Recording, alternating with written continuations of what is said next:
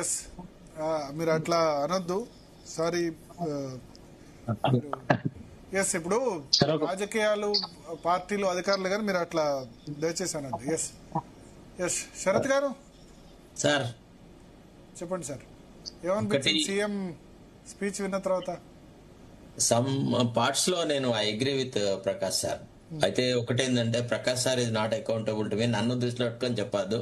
నేను నిన్న ఏదైతే మాట్లాడినాను, ఏది ఎన్డీఎస్ఏ రిపోర్టు ఏవైతే నేను కోట్ చేసినానో, I did a lot of work, homework on that. అందుకే నేను నిన్న అంత కరాఖండితంగా మాట్లాడినా. నాకు ఎవరిని ప్లీజ్ చేయాల్సిన అవసరం లేదు. నేను అట్లా ఒక నిమిషం శరత్ గారు, నేను అట్లా పర్సనల్ గా తీసుకోలేదు. నేనేమన్నా అంటే రిపోర్ట్ రాయించవచ్చు కదా, మీకు ఐడియా ఉంటది కదా.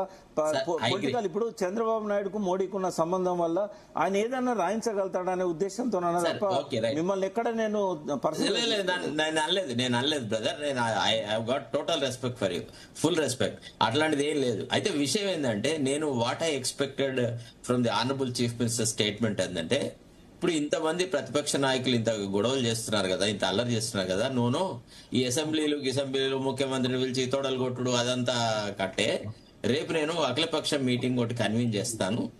I want to discuss with them. I also want to discuss with Etela Rajender and all others ని పిలుస్తాను. వాళ్ళందరి నుంచి వాళ్ళ ఐడియాస్ ని నాకు కాంట్రిబ్యూట్ చేయమనండి. వాళ్ళందరి తర్వాత మేము ఎడహాగ్గా ఏదైనా స్టెప్స్ తీసుకోవడానికి can we obtain any technical advice from NDSA అని అంటాడేమో. నేనైతే ఐ వాజ్ ఎక్స్పెక్టింగ్ దట్. చాలా అబ్జర్వ్ చేసిన అతను. ప్రాబ్లం ఎక్కడ వస్తుందంటే, రేవంత్ రెడ్డితోని మైకు కొట్టంగానే కేసీఆర్ కి తద్దినం పెట్టాలన్న ఆలోచనలోనే వస్తున్నాడు. అట్లా కాదు, రాష్ట్ర బహుళ ప్రయోజనాల పాయింట్ ఆఫ్ వ్యూ ముఖ్యమంత్రి మాట్లాడే దాంట్లో కొంత సంయమనం ఉండాలి. ఇప్పుడు వీళ్ళేదో మేము పంప్ హౌజుల్లో మేమే ఆన్ చేస్తాం అది ఇది అంటే, అది తప్పు, అట్లా చేయడానికి వీల్లేదు, మీరు ఎక్స్పర్ట్ ఒపీనియన్ తీసుకోవాలేదన్నాం. ఇప్పుడు కూడా ఆయన ఎక్స్పర్ట్ ఒపీనియన్ అక్కర్లేదు అనే యాంగిల్లో మాట్లాడాడు. అసలు నేనేమనుకో చిత్తశుద్ధితో నోనో అట్లా కాదు. In view the present situation, in view the scarcity of water everything, అంటే రెయిన్ ఫాల్ తక్కువ ఉండడం వల్ల ఉన్న నీళ్లను మనం సద్వినియోగం చేసుకోవడానికని, వస్తున్న వరదలను కొంత వాడుకోవడానికని, పంపింగ్ చేయడానికి ఏదైనా టెంపరీ మెజర్స్ చేసుకోవచ్చా, చేసుకుంటే ఎంత ఖర్చు వస్తుంది, ఏ రకంగా చేయొచ్చు అని నేను మా మంత్రిని, మా ఇరిగేషన్ మినిస్టర్ గారిని ఎన్డీఎస్ఏ దగ్గరకు పంపిస్తాను. లేదంటే మేము ఒక టీమ్ ఆఫ్ ఆఫీసర్ని పంపిస్తాము. ఈ రకంగా వాళ్ళ నుంచి టెక్నికల్ అడ్వైస్ తీసుకుంటాము. I'm serious about this issue. I have taken into consideration the uproar expressed by the opposition అంటాడని అనుకున్నాను. కానీ అంటే ప్రజల తరఫున మాట్లాడింది తప్పవచ్చు, ఒప్పవచ్చు, ఏదైనా కావచ్చు. కేసీఆర్ వాదనతో కానీ కేటీఆర్ వాదనతో, హరీష్ రావు వాదనతో మనము ఏకీభవించాల్సిన అవసరం లేదు. కానీ వాళ్లకు ప్రజల తరఫున మాట్లాడే హక్కు లేదు అన్న లెవెల్లో ఆయన మాట్లాడే తీరు మాత్రం ఇట్ ఈస్ హైలీ అబ్జెక్షనబుల్.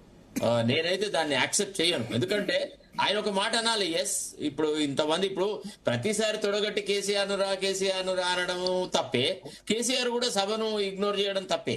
ఇప్పుడు ఒక ప్రతిపక్ష నాయకుడి హోదాలో ఉన్న వ్యక్తి వాట్ ఎవర్ ఇట్ ఈస్, ఇప్పుడు మనము చాలా సార్లు మనం మాట్లాడుతున్న విషయాలను ఇతరులు వినాలని లేదు, వినదాన్ని నమ్మాలని అంతకు కానీ కనీసం శాసనసభలో ప్రతిపక్ష నాయకుడిగా ఒక్కసారి వచ్చి, ఏందా రేవంత్ రెడ్డి నువ్వు మాట్లాడేది ఏంది, నువ్వు చెప్పేది ఏంది, అసలు నువ్వు ఏ అనుభవంతో మాట్లాడుతున్నావు, ఇంకో గిది జరిగింది అని ఒకసారి సభతోని ఆయన పంచుకుంటే తప్పేంది? ఆయన హోదాకేదో వస్తుంది. ఇప్పుడు వినేవాళ్లకు మనంత నాలెడ్జ్ ఉంటే చెప్పేవాడు అవసరం లేదండి. వినేవాళ్లకు మనకంటే కేసీఆర్ అసెంబ్లీకి రావాలని మీరు అంటారు? ఎస్, 100% అంట. నేను ఇప్పుడు ఎప్పుడు అన్నాను, సభను అంటే ఇగ్నోర్ చేయడము, సభను పట్టించుకోకపోవడము, సభకు రాకపోవడం అనేది భవిష్యత్తులో ఎప్పుడు కూడా కేసీఆర్ కి ఇది ఒక పెద్ద సమస్య కూర్చుంటది. ఇప్పుడు ముఖ్యమంత్రిగా ఉన్నప్పుడు ప్రజలను కలవలేదు, ఎవరిని ఎమ్మెల్యే లేదు, ఏది లేదు.